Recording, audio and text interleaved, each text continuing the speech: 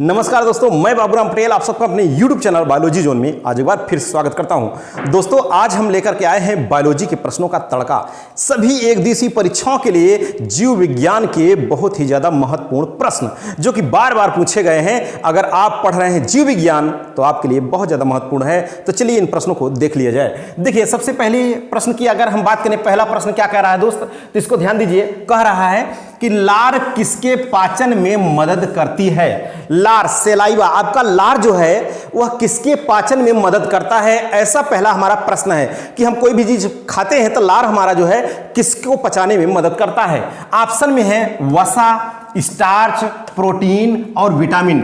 तो आप सोच रहे होंगे कि वसा का पाचन या प्रोटीन का पाचन या विटामिन का पाचन और या स्टार्च का पाचन, तो किसका पाचन यह करती है। लार जो सेलाइवा होती है हमारे मुंह की, ठीक है। जैसे आप देखते हैं, कोई मान लीजिए कि रसगुल्ला आप देखे तो आपके मुंह से लार टपकने लगता है, इमली देखे खाली लार टपकने लगा।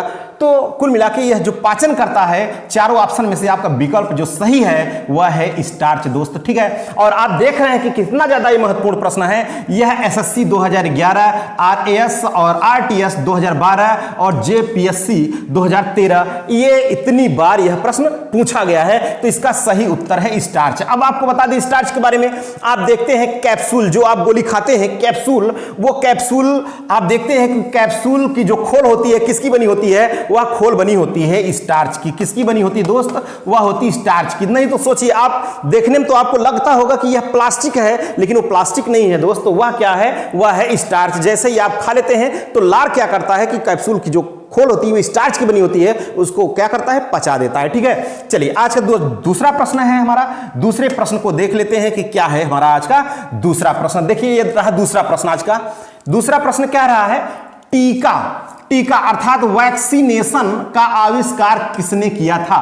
टीका का आविष्कार किसने किया था, यह हमारा दूसरा प्रश्न है। देखिए, दूसरे प्रश्न में ऑप्शन क्या है, पहला है जेम्स सिम्पसन, दूसरा है एडवर्ड जेनर और तीसरा है अलेक्जेंडर फ्लेमिंग और चौथा है क्रिश्चियन बर्नार्ड। और यह भी आप देख रहे हैं कितनी ज्यादा बार पूछा गया है। बीएसएससी 2016, आरआरबी, एनटीपीसी 2016 का यह क्वेश्चन है, ठीक है। तो बायोलॉजी के प्रश्नों का तड़का जैसे हमने बताया तो वैसे ही प्रश्न है बिल्कुल। तो सोचिए, अब ये चार ऑप्शन है, चार में से टीका का अर्थात वैक्सीनेशन का आविष्कार किसने किया था, यह प्रश्न बहुत ज्यादा इंपॉर्टेंट है। किसने किया था दोस्त, इसका जो सही उत्तर है वह क्या है, तो इसका सही उत्तर है एडवर्ड जेनर। और आप देख रहे हैं एडवर्ड जेनर, ये आप जो फिगर देख रहे हैं यह किनका फिगर है, एडवर्ड जेनर का फिगर है, एडवर्ड जेनर का फिगर है दोस्त। इसका जो राइट आंसर है वह है बी नंबर, ठीक है। चलिए, अगला प्रश्न क्या कह रहा है, अगले प्रश्न को देखते हैं कि अगला प्रश्न हमारा क्या कह रहा है, उसको देख लिया है। आज का प्रश्न नंबर 3 क्या है, प्रश्न नंबर 3 देखिए जरा। कह रहा हृदय का पहला प्रतिस्थापना किसके द्वारा किया गया था। हृदय का जो हार्ट होता है, हार्ट का ट्रांसप्लांटेशन किसके द्वारा किया गया था, हृदय की जो प्रतिस्थापना है वह किसके द्वारा किया गया था। तो ये ऑप्शन में है 4 वैज्ञानिक। पहला डॉक्टर विलियम हार्वे, इन्होंने तो रुधिर परिसंचरण तंत्र की खोज किया था ना, विलियम हार्वे। दूसरा है सर एफ जी हॉपकिंस, ठीक है। तो ये तो है नहीं हॉपकिंस। करा लुई पास्चर, लुई पास्चर तो माइक्रोबायोलॉजी से संबंधित है, समझ रहे हैं, सूक्ष्म जीव विज्ञान जो है। और अगला करा है डॉक्टर क्रिश्चियन बर्नार्ड। तो सही इसका जो आंसर है दोस्तों वह है डॉक्टर क्रिश्चियन बर्नार्ड, अर्थात डॉक्टर क्रिश्चियन बर्नार्ड ने ही हृदय का पहला प्रतिस्थापना किया था। किसका, हृदय का पहला प्रतिस्थापना किया था, ठीक है। आप लोग, अरे भाई आप लोग इसके दिल को मत देखिए, इसके दिल को मत देखिए, इसलिए तो मैंने इसको बैक कर दिया है। इसका दिल पीछे साइड चला गया है, समझ रहे हैं। आप लोगों की निगाह बहुत पैनी है, आप बार बार यही देख रहे हैं, ऐसा नहीं। चलिए, अगला जो प्रश्न है हमारा, अगला प्रश्न क्या कह रहा है, देखिए अगले प्रश्न की तरफ चलते हैं। क्या कह रहा है, 4 नंबर का क्वेश्चन। तो ये रहा 4 नंबर क्वेश्चन। कह रहा है अधिरक्त स्राव, अधिरक्त स्राव अर्थात हीमोफीलिया। हीमोफीलिया क्या है, हीमोफीलिया, ठीक है, क्या है। कह रहा है पहला विकल्प एक जीवाणु घटित रोग, अर्थात यह बैक्टीरिया के द्वारा होता है। कह रहा है किसके द्वारा होता है दोस्त, कह रहा है बैक्टीरिया के द्वारा होता है, जीवाणु घटित रोग है। और दूसरा का कह रहा है कि यह एक विषाणु घटित है, अर्थात किसके द्वारा कह रहा है, यह कह रहा है कि वायरस के द्वारा होने वाला रोग है। अगला कह रहा है कि एक प्रदूषण घटित रोग है, अर्थात पॉल्यूशन के द्वारा यह होता है, पॉल्यूशन के द्वारा। और अगला कह रहा है एक आनुवांशिक विकार है, आनुवांशिक अर्थात जीनेटिक्स, ये जेनेटिक एक आनुवांशिक विकार है। तो इसका जो राइट आंसर है वह क्या होगा मेरे दोस्त, अर्थात हीमोफीलिया जो है यह क्या है। देखिए हीमोफीलिया क्या है, जैसे आप अगर चोट लगी, ठीक है, अगर चोट लग गया शरीर में और ब्लड का बंद यानी अर्थात ब्लड का थक्का नहीं बनता, क्लॉटिंग नहीं होती है और ब्लड लगातार बहता रहता है, तो उससे हम क्या कहते हैं, उसे कहते हैं हीमोफीलिया। और ये बहुत घातक रोग होता है दोस्त। कभी इसका कभी कभी देखिए हम आपको बता दें, इसके होने से कभी कभी मृत्यु भी हो जाती है व्यक्ति की, ठीक है। और यह कैसा रोग है, यह है एक आनुवांशिक विकार है, अर्थात समझ रहे हैं आनुवांशिक विकार है, ये चलता है आनुवांशिक रूप से हीमोफीलिया, ठीक है। हीमोफीलिया एक आनुवांशिक विकार है, पीढ़ी दर पीढ़ी चलता है, ठीक है। अब देखिए अगला जो पांचवा प्रश्न क्या है, वो पांचवा प्रश्न क्या है, पांचवें प्रश्न को भी देख लीजिए क्या है पांचवा प्रश्न दोस्त। देखिए पांचवें प्रश्न में हेपेटाइटिस बी बहुत ज्यादा ये प्रचलित है, इस समय ज्यादा यह पूछा जा रहा है, यह समझ रहे हैं। हेपेटाइटिस बी निम्नलिखित में से किसके कारण होने वाला संक्रामक रोग है, किसके कारण होने वाला संक्रामक रोग है जो यकृत को प्रभावित करता है। दोस्त हेपेटाइटिस बी किसको प्रभावित करता है, यह प्रभावित करता है लीवर को, ठीक है, यकृत को प्रभावित करता है। तो कह रहा है कि यह किसके द्वारा होता है हेपेटाइटिस बी, ठीक है, किसके द्वारा होता है ऐसा पूछ रहा है। कह रहा है वायरस के द्वारा होता है, फंगस के द्वारा होता है, बैक्टीरिया के द्वारा होता है कि प्रोटोजोआ के द्वारा होता है, किसके द्वारा होता है हेपेटाइटिस बी। देखिए हेपेटाइटिस बी के बारे में अगर हम बात करें तो यह भी थोड़ा सा बहुत घातक है, ठीक है। जैसे आपने एड्स का नाम सुना होगा, एड्स HIV के कारण होता है, समझ रहे हैं, HIV वायरस के कारण होता है। और एड्स से अगर हो गया तो जल्दी जो है व्यक्ति ठीक नहीं होते हैं, समझ रहे हैं, लाइलाज बीमारी। उसी तरीके से यह भी एक वायरस के द्वारा होने वाला रोग है हेपेटाइटिस बी। अब आपको बता दें ये कैसे फैलता है, यौन संचरित रोगों द्वारा ही फैलता है ज्यादा। अगर कोई भी जो है जैसे एड्स फैलता है, सेम आप उसकी कंडीशन समझिए हेपेटाइटिस बी की भी, ठीक है। इसका जो राइट आंसर है वह क्या है, वायरस, ठीक है। 5 नंबर का ए ऑप्शन सही है। चलिए प्रश्न नंबर 6 को देखते हैं कि प्रश्न नंबर 6 क्या है। प्रश्न नंबर 6 देखिए क्या कह रहा है, आधुनिक आनुवंशिकी का जनक किसे कहा जाता है, मॉडर्न जीनेटिक्स, ठीक है। आनुवंशिकी का जनक किसे कहा जाता है, आधुनिक आनुवंशिकी का जनक किसे कहा जाता है, ऐसा कह रहा है दोस्त। तो इस आधुनिक आनुवंशिकी का जनक किसे कहा जाता है, देखिए जेनेटिक्स का, यानी यह भी क्वेश्चन बार बार आया है दोस्त। RRB NTPC 2016 BSSC 2016 आप देख रहे हैं कितना ज्यादा इंपॉर्टेंट है, ठीक है। कह रहा आधुनिक आनुवंशिकी का जनक किसे कहा जाता है, Charles Darwin, no, Gregor Johann Mendel. जी हाँ बिल्कुल यही ग्रेगर जॉन मेंडल ही हैं, जीजे मेंडल, ठीक है। मेंडल का बहुत बड़ा योगदान है, किसका दोस्त, मेंडल का बहुत बड़ा योगदान है, ठीक है। ऑस्ट्रिया के ब्रून शहर के निवासी थे। इन्होंने अपना पहला जो प्रयोग था जेनेटिक्स अर्थात आनुवंशिकी से संबंधित किस पर किया था, वो मटर के पौधे पर किया था। मटर अर्थात पाइसम सेटाइवम, ठीक है, किस पर किया था दोस्त, पाइसम सेटाइवम पर इन्होंने किया था, आनुवंशिकी से संबंधित अपने प्रयोग किया था, ठीक है। चलिए प्रश्न नंबर 7 क्या कह रहा है, प्रश्न नंबर 7 को भी देखते हैं। प्रश्न नंबर 7 क्या कह रहा है, ये रहा प्रश्न नंबर 7।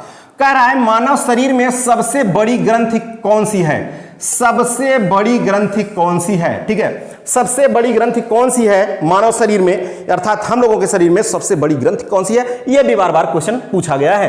कह रहा है लीवर है, थायराइड है कि पीयूष है कि लार ग्रंथि, अर्थात सिलाइवरी ग्लैंड कह रहा है, सिलाइवरी ग्लैंड है, सिलाइवरी ग्लैंड कि पिट्यूटरी ग्लैंड है, पिट्यूटरी ग्लैंड है कि थायराइड ग्लैंड है, थायराइड ग्लैंड है कि कह रहा है लीवर, ठीक है। सबसे बड़ी ग्रंथि कह रहा है। देखिए हम आपको बता दें जो पिट्यूटरी ग्लैंड होती है सबसे छोटी ग्रंथि है, ठीक है। मास्टर ग्रंथि भी इसे कहा जाता है, क्या कहा जाता है, मास्टर ग्रंथि कहा जाता है इसको, ठीक है, मास्टर ग्रंथि। अब ऐसे समझिए कि मास्टर जी अगर पूछ लिया ऑप्शन नहीं आया तो मास्टर जी पीट दिए, अब पीट दिए तो मतलब पिट्यूटरी हो गया। पिट्यूटरी ग्लैंड किसको कहते हैं, पीयूष ग्रंथि को, और ये क्या है, मास्टर ग्रंथि है, ठीक है। और लीवर सबसे बड़ी ग्रंथि है दोस्त, इसका राइट आंसर क्या है, liver, liver is the correct answer, ठीक है। इसका जो राइट आंसर है वो है लीवर। चलिए अगले प्रश्न की तरफ बढ़ते हैं। अगला प्रश्न क्या कह रहा है उसको देख लिया जाए।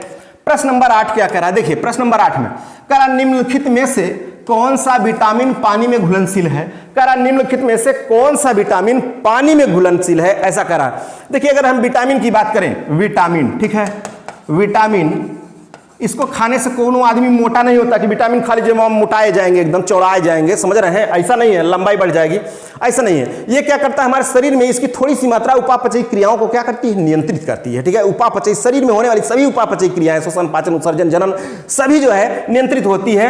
अर्थात इसकी यह एक जटिल कार्बनिक पदार्थ है विटामिन। ठीक है, ये अत्यंत जटिल कार्बनिक पदार्थ है और इसे दो घुलनशीलता के आधार पर दोस्त हम आपको बता दें 2 भाग में बांटा गया है। एक तो है जल में घुलनशील विटामिन, जल में घुलनशील विटामिन, जल में घुलनशील, और दूसरा है वसा में घुलनशील विटामिन, वसा में घुलनशील। ठीक है, अब विटामिन है टोटल 6 प्रकार की, A B C D E के। ठीक है, A B C D E के। अब इसमें से 4 जो है वसा में है, देखिए बी सी यह घुलनशील है जल में, जल में। अब आप सोचेंगे हम WBC लिख दिए, WBC आप याद रखिएगा कि आपके शरीर में WBC RBC प्लेटलेट्स है ना, तो W means water, W means water, और BC का मतलब वाटर में घुलनशील विटामिन कौन है, B और C। अब बाकी जो है एडेक्ट, या इसी को उल्टा कर दीजिए तो कीड़ा आ जाएगा। क्या आ जाएगा दोस्त, कीड़ा। ठीक है, अर्थात जो कीड़ा होता है, कीड़ा ये वसा में घुलनशील है, और जो WBC हमने बताया वह किसमें, जल में घुलनशील विटामिन है। तो जल में घुलनशील विटामिन B और C है। तो इसमें से देख लीजिए, कह रहा है विटामिन A और B, नहीं होगा। विटामिन B और C, हाँ यही होगा, विटामिन B और C। तो बिल्कुल ये दोनों क्या है, ऑप्शन गलत है। तो इसका राइट आंसर क्या है, B number is the correct answer. ठीक है, चलिए अगला प्रश्न की तरफ चलते हैं। अगला प्रश्न क्या कह रहा है उसको भी देख लेते हैं। देखिए 9 नंबर का प्रश्न क्या कह रहा है, कह रहा है विटामिन ए की कमी से कौन सा रोग होता है। कह रहा है विटामिन ए की कमी से कौन सा रोग होता है, ये प्रश्न है आज का 9 नंबर का। ठीक है, विटामिन ए की कमी से। अब हमने बताया कि विटामिन देखिए ए भी होता है, बी सी डी ई और के, तो सबकी कमी से होता है। बी कॉम्प्लेक्स मान लिया जाता है, इसको क्या कहते हैं, बी कॉम्प्लेक्स। इसमें भी B1 देखिए, इसमें भी क्या है, B1 है, B2 है, और B3 है, B5 है, B6 है, B6 है और B12 है। ठीक है, B12 है। इतने प्रकार की विटामिन है। ये बी कॉम्प्लेक्स, इसको समूह में क्या कर दिया जाता है, विटामिन बी कॉम्प्लेक्स। ए की कमी से क्या होता है, ए की कमी से होता है रतौंधी होता है। और बी की कमी से बेरी क्या है दोस्त, इसकी कमी से बेरी, और सी की कमी से स्कर्वी। ठीक है, स्कर्वी। और डी की कमी से सूखा रोग। कौन सा, सूखा रोग। ठीक है, या रिकेट्स इसको कह दीजिए, रिकेट्स। ठीक है, और ई की कमी से जनन छीणता, या कह दीजिए नपुंसकता। ठीक है, और के की कमी से अरक्तता, अर्थात चोट लगने पर रक्त का थक्का नहीं बनता है इसके द्वारा दोस्त। तो इसमें से कह रहा है विटामिन ए की कमी से कौन सा रोग होता है, तो रतौंधी। कौन सा रोग होता है दोस्त, रतौंधी। बहुत ज्यादा बार यह क्वेश्चन पूछा गया है। ठीक है, विटामिन ए की कमी से रतौंधी। चलिए अगले प्रश्न की बात करते हैं। अगला प्रश्न क्या कह रहा है उसको भी देख लीजिए। प्रश्न नंबर 10 कह रहा है, प्रश्न नंबर 10 कि मानव रक्त के पीएच का अनुमानित मान क्या है। मानव के रक्त का पीएच मान कितना होता है। देखिए पीएच मान डिपेंड करता है, यह अम्लता और क्षारीयता को बताता है। किसको बताता है, अम्लता क्षारीयता। एक पीएच स्केल होता है दोस्तों, उसमें जो पैमाना बना होता है वो होता है कहां से, 0 से 14 तक, 0 से 14 तक बना होता है। ठीक है, और मिडिल में 7 है। ठीक है, अगर पीएच वैल्यू, जो पीएच वैल्यू होती है, पीएच मान, अगर किसी भी विलयन का पीएच मान 7 से कम होता है तो वह विलयन अम्लीय होता है। कैसा होता है दोस्त, अम्लीय। अगर पीएच मान 7 से अगर ज्यादा आ रहा है तो वह कैसा होता है, वह होता है क्षारीय। ठीक है, क्षारीय होता है। तो आपको बता दें, जितने भी खट्टी चीजें हैं, जो भी उनका जो उनका पीएच मान होता है वो 7 से सदैव कम होता है, अर्थात कैसे होते हैं, अम्लीय होते हैं। और जो कड़वे होते हैं, ठीक है, कसैले होते हैं, उनका पीएच मान 7 से ज्यादा होता है। और जो जल होता है, जल, वाटर, ठीक है, और इसका जो पीएच मान है जल का, इसका करेक्ट 7 होता है। इसी कारण जल होता है वह उदासीन होता है मेरे दोस्त। जल का कोनो स्वाद नहीं होता है, ना तो खट्टा होता है, न तो जो है कसैला होता है, कुछ नहीं होता है, उदासीन होता है जल। अब कह रहा रक्त कभी चूसे हैं, या मच्छर तो चूसा है, मच्छर जैसे देख रहा था चूस रहा है, मारे पटाख से हम उसको निकाल लिए तो उसका ब्लड ऐसे निकल जाता है। तो हम लोग किसी को देख लिए, अब देखते हैं तो ये सब नहीं करते, यार रुको मुझे तुम बहुत अच्छे लग रहे हो, थोड़ा सा मैं तुम्हें चूस लूं तब तुम जाओ, ऐसा तो करते नहीं चूसते हैं। ठीक है, तो अब अगर कभी अगर चोट लगी है तो कहते ठुस ये निकल जाएगा, ब्लड निकल जाएगा। कहीं चोट लग गया, हाँ ब्लड अगर बहने लगा तो कहीं भर लो, नहीं तो ब्लड निकल जाएगा, बह जाएगा। तो क्या आप ब्लड भर लेते हैं तो क्या आपके फिर से ब्लड में मिल जाता है? क्या ऐसा नहीं है, वो तो सीधे कहाँ चला जाता है, वो तो चला जाता है आपके जो है सीधे आहार नाल में चला जाएगा, पाचन हो जाएगा, निकल जाएगा सीधे, कोनो काम में नहीं आएगा। समझ रहे हैं, जो ठूस लेते हैं तो उसका पीएच मान जब चखे हैं तो कैसा आता है, वो कसैला आता है और खट्टा नहीं आता है ब्लड। तो ब्लड का जो पीएच मान होता है वो कितना होता है, कह रहा 7.4 होता है, 7.9 होता है, 6.7, 8.1, तो उसका पीएच मान कितना होता है, 7.4 होता है दोस्त। तो कितना होता है, 7.4 होता है। ठीक है, अगला जो प्रश्न है वो क्या कह रहा है उसको भी देख लीजिए। अगले प्रश्न की तरफ चलते हैं। ये रहा प्रश्न नंबर 11, कह रहा है निम्नलिखित में से कौन सा एक भारत का राष्ट्रीय जलीय प्राणी है। निम्नलिखित में से कौन सा एक भारत का राष्ट्रीय जलीय प्राणी है। यह भी क्वेश्चन आप देख रहे हैं एकदम सीरीज, एक श्रृंखला बन गई, कितनी बार पूछा है, समझ रहे हैं कितनी बार यह पूछा है। भारत का राष्ट्रीय जलीय प्राणी कौन है, राष्ट्रीय जलीय प्राणी, और कहां का, भारत का। कह रहा है खारे पानी का मगर, मगर माने मगरमच्छ, समझ रहे हैं। इसका जो आंसर है वह है गंगा की डॉल्फिन। ठीक है, गंगा की डॉल्फिन भारत की राष्ट्रीय जलीय प्राणी, भारत की राष्ट्रीय जलीय प्राणी क्या है दोस्त, गंगा की डॉल्फिन। इसका सी आंसर सही है। ठीक है, चलिए अगला प्रश्न देखते हैं कि अगला प्रश्न हमारा क्या कह रहा है। अगले प्रश्न नंबर 12 क्या कह रहा है, देखिए कह रहा है पीछे की ओर उड़ने वाला एकमात्र पक्षी कौन सा है। एकमात्र पक्षी कौन सा है जो पीछे की ओर उड़ता है, मतलब आगे की ओर भी उड़ता है और किधर, पीछे की ओर भी उड़ता है। एकमात्र ऐसा पक्षी कौन सा, कह रहा है हमिंग बर्ड है, कीवी है, अल्बाट्रॉस है कि बाज है, इनमें से कौन सा है। आप देख रहे हैं बिल्कुल ये पक्षी है, बिल्कुल सुनहरे रंग का, छोटा सा, सबसे छोटा पक्षी है, बहुत फास्टेस्ट, बहुत तेज से उड़ने वाला, और बता दें सबसे छोटा पक्षी है, और ये बैक भी चलता है। इसका नाम है हमिंग बर्ड। ठीक है, ये क्या है दोस्त, ये है हमिंग बर्ड। ठीक है, इसका एक जो उत्तर है पीछे की ओर उड़ने वाला एकमात्र पक्षी कौन सा है, तो वो है हमिंग बर्ड। ठीक है, चलिए अगले प्रश्न की तरफ चलते हैं कि अगला प्रश्न हमारा क्या कह रहा है दोस्त, उसको भी देख लेते हैं। प्रश्न नंबर 13 कह रहा है कि निम्न में से कौन सा जीव रक्त नहीं होता। निम्न में कौन से जीव में रक्त नहीं होता है, किस जीव में रक्त नहीं होता किंतु वे सांस लेते हैं। किसमें रक्त नहीं होता है और वे सांस लेते हैं। ठीक है, 4 ऑप्शन है, एक हाइड्रा है, तिलचट्टा है, केचुआ है और मछली है। तो मछली में रक्त होता है, सांस लेता है फेफड़े अपने गिल्स के द्वारा। अब केचुआ होता है, केचुआ में भी ब्लड होता है, मारेंगे तो निकलेगा नहीं, ये भी सांस लेता है त्वचा द्वारा। तिलचट्टा में भी होता है, ब्लड सफेद होता है, समझ रहे हैं, तिलचट्टे में सांस लेता है। तो हाइड्रा एक ऐसा जीव है जो सांस लेते हैं किंतु इसमें रक्त नहीं होता, और ये अमर होते हैं मेरे दोस्त, ये होते हैं अमर। इनको जितने भाग में आप काट देंगे, ये है हाइड्रा, समझ रहे हैं, ये है हाइड्रा। इसका यहां से काट देंगे ना तो फिर से ये दूसरा हाइड्रा बना देंगे, यहां से काट देंगे दूसरा बना देगा, समझ रहे, इसमें अमरत्व का गुण पाया जाता है हाइड्रा में। अब हम लोग तो है नहीं कि भैया यहां से काट देंगे तो दूसरा हम पैदा हो जाएंगे, समझ रहे हैं, एक तो यहां से काट देंगे दूसरा पैदा हो जाएगा, ऐसा तो कुछ है नहीं इसमें, समझ रहे हैं। इसका जो राइट आंसर है वो ए नंबर है। चलिए प्रश्न नंबर 14 हमारा क्या कह रहा है, 14 को देखते हैं। प्रश्न नंबर 14 देखिए, ये रहा प्रश्न नंबर 14 कह रहा है निम्नलिखित में से पेड़ की वर्षों में आयु का पता लगाने हेतु कौन सी तकनीक का प्रयोग किया जाता है। हम आपको अपनी भाषा में शुद्ध बता दें, कह रहा कि ऐसी कौन सी टेक्नोलॉजी है जो पेड़ के हम आयु की गणना कर सकते हैं, बता सकते हैं कितने साल पुराना है पेड़ है, ऐसी कौन सी टेक्निक है, किसके द्वारा हम पता करते हैं। समझ रहे हैं, हम लोग तो देख लिए तो बता देंगे कि तो लल्लू तो 15 साल के हैं, कल्लू जो है 20 साल की हैं, पप्पू इतने साल के हैं। अब देख लेते हैं, शकल देख के बता देते हैं, तो पेड़वा की शकल देख के तो हम बता नहीं देते हैं, समझ रहे हैं, तो क्या देख के बताते हैं। कह रहा है शाखाओं की संख्या की गणना करके, तो ऐसा है नहीं शाखा के द्वारा इसकी गणना करके, इसका नहीं है। पेड़ के छल्लों की संख्या की गणना करके, हाँ यही इसका सही उत्तर है, पेड़ के छल्ला। देखिए जैसे तना है, इसको जब काटते हैं, आप काट देते हैं तो इसमें कुछ इस तरीके से आपको दिखाई देता है रिंग्स। ठीक है, रिंग्स, इसको कहते हैं वार्षिक वलय अर्थात एनुअल रिंग्स। क्या होती है दोस्त, ये होती है एनुअल रिंग, कुछ इस तरीके से आपको दिखाई देता है। ठीक है, एनुअल रिंग्स, तो इसी की काउंटिंग करके और इसका जो अध्ययन है वह कहलाता है डेंड्रोक्रोनोलॉजी। क्या कहलाता है दोस्त, डेंड्रोक्रोनोलॉजी। ठीक है, डेंड्रोक्रोनोलॉजी इसके अध्ययन को कहते हैं, अर्थात जो पौधे हैं, पेड़ हैं, वृक्ष हैं, उनके आयु की गणना करने का अध्ययन कहलाता है डेंड्रोक्रोनोलॉजी। ठीक है, चलिए इनको ये एनुअल रिंग की गणना करके हम करते हैं, वार्षिक वाला अर्थात पेड़ के छल्लों की संख्या की गणना करके। चलिए अगला जो प्रश्न है वो क्या कह रहा है, देखिए प्रश्न नंबर जो 15 है वो क्या कह रहा है, कह रहा है दूध के दही के रूप में जमने का कारण है, जो दूध होता है दही में बदल जाता है, तो इसका मुख्य कारण क्या है। कह रहा है माइक्रोबैक्टीरियम, स्टेफिलोकोकस, लैक्टोबैसिलस, ईस्ट। तो ईस्ट है नहीं, फंगस है दोस्त, और बाकी ये तीनों बैक्टीरिया है, तो इसमें कौन है आप जानते हैं कि इसका जो सही उत्तर है वो है लैक्टोबैसिलस। ठीक है, लैक्टोबैसिलस के कारण दूध जो है किसमें बदल जाता है, दही में बदल जाता है। इसका जो राइट आंसर है वह है सी नंबर। ठीक है, चलिए अगले कुछ बातें हैं उन बातों को हम आपको बता दें। देखिए, इन बातों में अगर आप जीव विज्ञान से आप जीव विज्ञान पढ़ना चाहते हैं, जीव विज्ञान को मजबूत करना चाहते हैं, चाहे आप एसएससी, बैंक, रेलवे अर्थात यूपीएसआई, यूपीपी किसी भी या एक दिवसीय परीक्षा की तैयारी कर रहे हैं, उसके लिए अगर आप जीव विज्ञान को मजबूत बनाना चाहते हैं तो आप हमारे चैनल को एक बार जरूर सब्सक्राइब करें।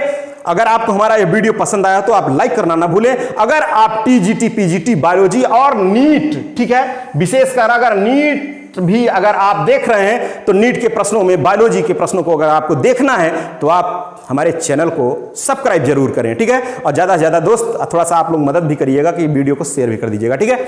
चलिए, आज की क्लास में हमारे बस यहीं तक, फिर मिलेंगे आपके साथ अगले लेक्चर को लेकर। तब तक के लिए ओके।